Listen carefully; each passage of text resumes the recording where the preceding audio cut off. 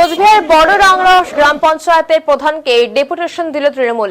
এদিন উপস্থিত ছিলেন তৃণমূলের কোচবিহার ২ নং ব্লকের সভাপতি শুভঙ্কর দে, বড় রাংরসের অঞ্চল সভাপতি নিত্যানন্দ দাস, চেয়ারম্যান দীপঙ্কর রায় এবং প্রাক্তন প্রধান গায়ত্রী বর্মন সহ তৃণমূল পঞ্চায়েতের সদস্য এবং নেতৃত্বরা। উল্লেখ্য, পঞ্চায়েতটি বিজেপির দখলে।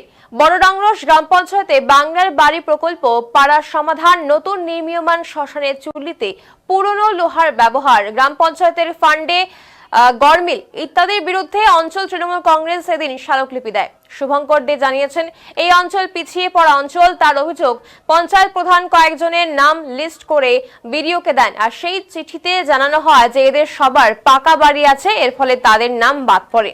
পাশাপাশি তার অভিযোগ, এই এলাকায় যে দুটি হাট রয়েছে সেখানকার ব্যবসায়ীদের থেকে অবৈধভাবে রাজস্ব আদায় করা হয়, পরে সেই ফান্ড কিভাবে ব্যবহার করা হয় তা কেউ জানে না। প্রধানকে ডেপুটেশনের উদ্দেশ্যে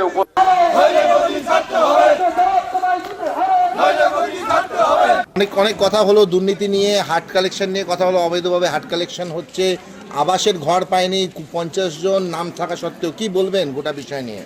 দেখুন, বড় রাংরস অঞ্চল এমনি পিছিয়ে পড়া জায়গা, বেশিরভাগ গরিব মানুষের বসবাস। প্রধান নিজে চিঠি করে বিডিও অফিসে কিছু নাম লিস্ট করে জমা দিয়েছে যে এদের পাকা ঘর আছে, যার জন্য বাংলা আবাস যোজনার সুবিধা থেকে গরিব মানুষগুলো বঞ্চিত হলো। আমরা সেই ব্যাপারেই আজকে ডেপুটেশন দিতে এসেছিলাম। সেই সঙ্গে বড় রাংরসে দুটো হাট আছে, বাউদিয়া এবং হাতিদুয়া। এই দুটো হাটে অবৈধভাবে কালেকশন চলছে, অঞ্চলের অবৈধ কালেকশন চলছে।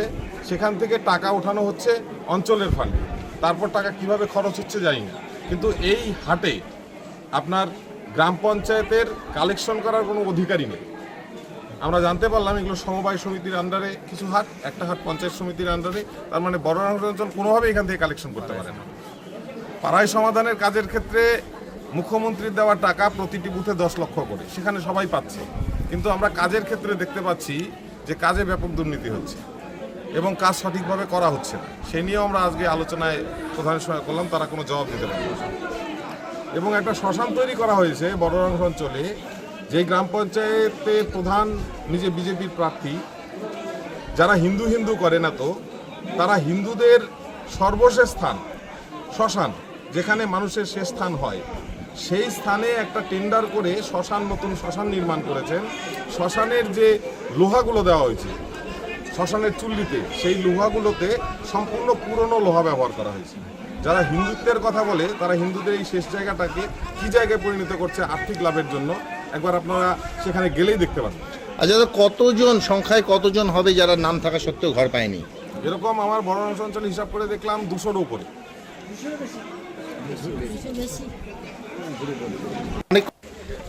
ইতিমধ্যে প্রধানকে ডেপুটেশনের উদ্দেশ্যে উপস্থিত হয়েছে।